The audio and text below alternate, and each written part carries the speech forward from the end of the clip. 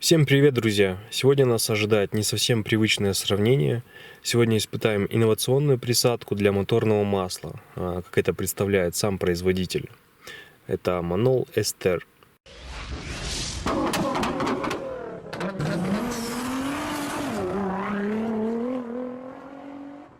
Смешивать ее будем с маслом от того же производителя, равномерно смешая нужную концентрацию присадки. Это 5% от общего объема. И тщательно все нужно перемешать. Также сравним чистое масло и отдельно саму присадку. Ведь некоторые умудряются в чистом виде заливать это в двигатель и еще советуют это другим. Хотя сам производитель четко дает концентрацию, что на 5 литров масла положено 500 мл этой присадки. Данное моторное масло было выбрано не случайно. Мой подписчик из Израиля полностью оплатил покупку всей этой продукции. Его зовут Антон, и он планирует использовать все это в своем заряженном автомобиле. Ему стало очень интересно посмотреть разницу в реальном сравнении, а не на бумаге. Мне, кстати, тоже очень интересно увидеть работу подобных присадок. Итак, производитель утверждает, что данный продукт изготовлен на основе сложных эфиров или же эстеров.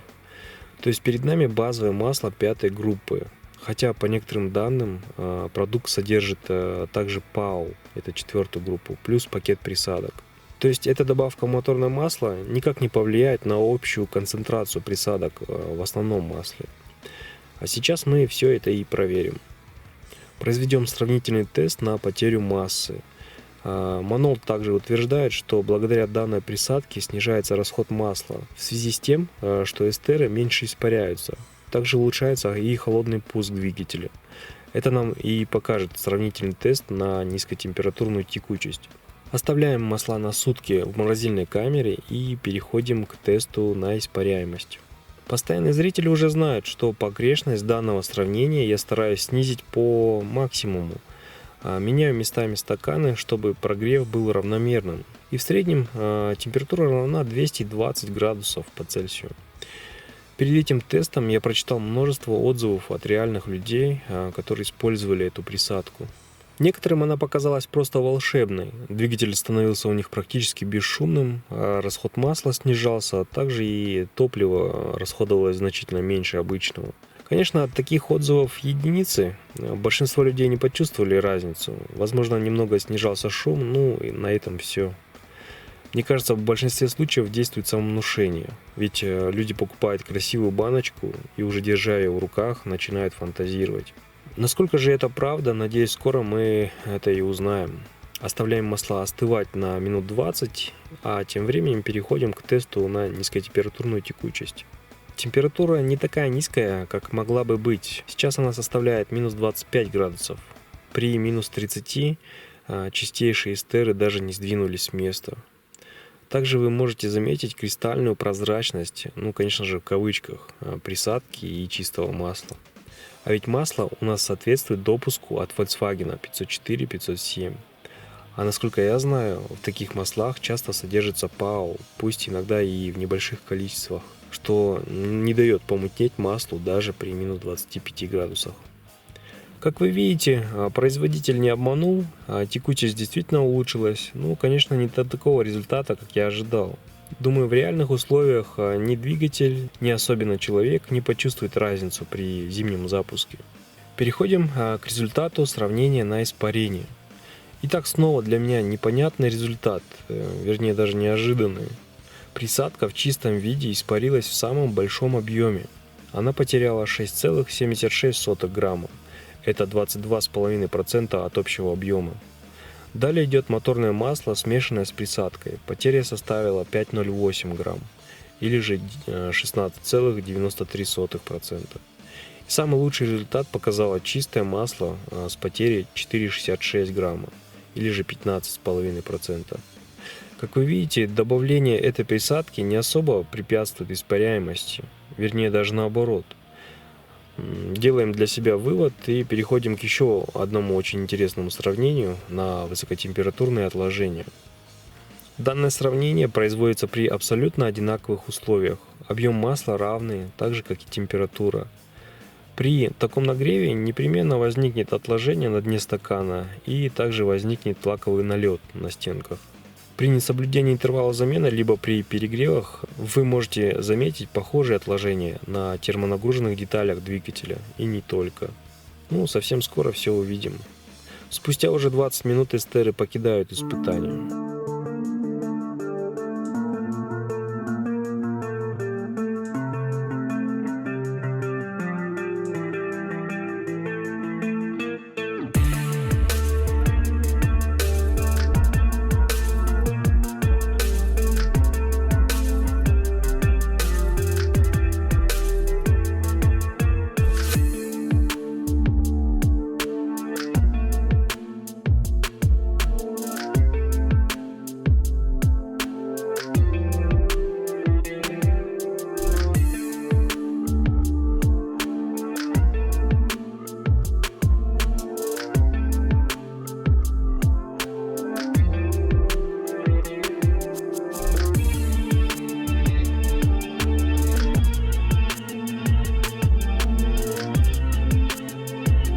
Спустя ровно 1 час заканчивает тест масла с присадкой.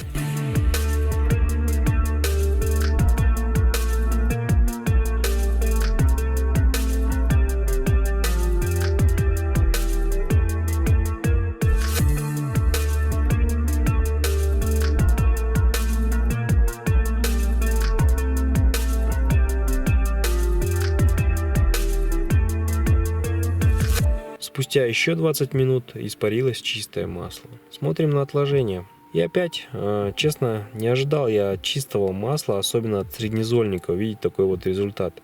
Хотя он, в принципе, приемлем, бывало и похуже.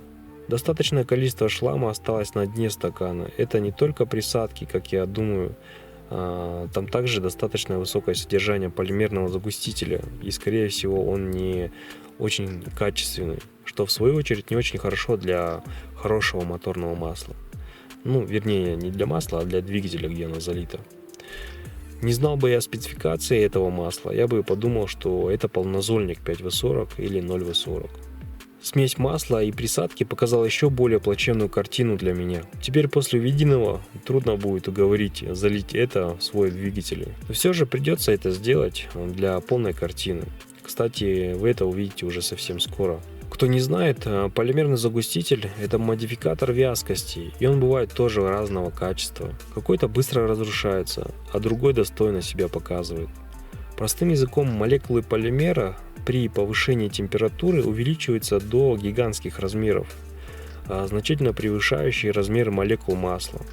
Это не позволяет маслу становиться слишком жидким и терять смазывающие свойства. Но некачественный полимер способен разрушаться при слишком высоких температурах и образовывает отложения на деталях двигателя, которые мы и видим. Чисто присадка меня просто удивила. Произошла кристаллизация неизвестного мне компонента, а на ощупь похоже вовсе на какую-то непонятную субстанцию, даже на какой-то жир.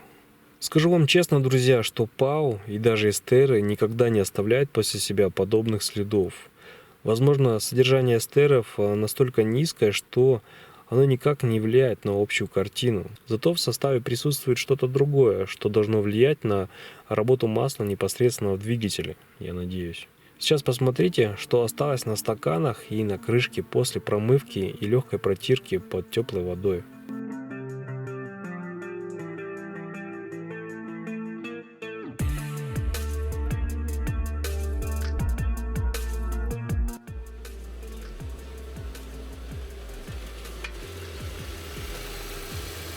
Сливаю старое масло, на котором я проехал около 400 километров, но это для другого видео.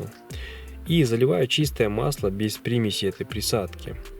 Поездив около 100 километров, я дал возможность поработать родным присадкам этого масла и оказать влияние на двигатель. Замеряем уровень шума на холостых оборотах.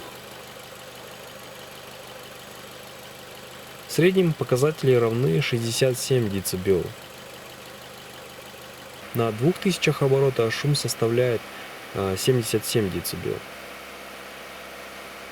На 3000 86 дБ. И на 5000 оборотах в минуту уровень шума составляет 100 дБ. Достаточно громко. Далее была залита присадка, и после 100 километров производим повторный замер. За этот период присадка, думаю, уже начала активно действовать. Итак, на холостых оборотах уровень шума составляет 62,4 дБ в среднем. Наконец-то у нас появился положительный эффект, хоть что-то радует.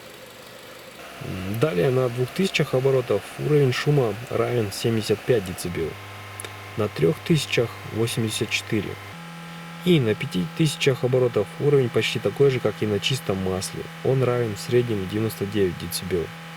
И в итоге я наконец сливаю эту субстанцию и заливаю проверенное временем масло для очередного теста, но уже для другого выпуска.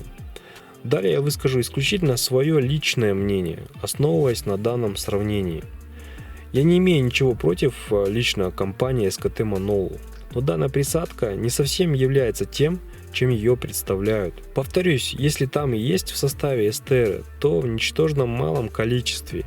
Гораздо больше там других компонентов заточены именно на подавление шума. Возможно, что это какой-то модификатор трения. Они создали присадку под модным названием, но функционал ее совершенно другой. Миром правит маркетинг. Это всего лишь бизнес, и я это понимаю, ничего личного. Просто простые автолюбители не поняли бы ничего, будь там реально ПАО и эстеры. А вот добавив определенное вещество, которое снизит шум, это будет оказывать на людей впечатление, и такой продукт будут покупать снова и снова. Главное, чтобы негативных последствий от этой присадки не возникало. Мое мнение такое: в моторном масле от любого производителя пакет присадок уже оптимально сформирован. Собственноручно добавляя тот или иной улучшайзер в готовый продукт, вы действительно повышаете тот параметр. Но тем самым возникают побочные эффекты. Это может сказаться на температуре вспышки, на вязкости, на зольности и так далее. Повышая один параметр, вы понижаете другой. Возможно, что и не один. Так что перед улучшением своего масла обязательно взвешите все за и против. А лучше просто купите уже готовое хорошее масло и не тратьте лишние средства. Я очень буду благодарен, если вы поставите оценку данному выпуску и подпишитесь, чтобы не пропустить новые сравнения. Еще раз большое спасибо выражаю Антону за такую интересную идею и за участие в этом тесте. Надеюсь, что ты и другие пользователи этой присадки не сильно расстроились. Пусть над этим переживает производитель. Спасибо вам, друзья, за ваше время и до скорого. Пока-пока.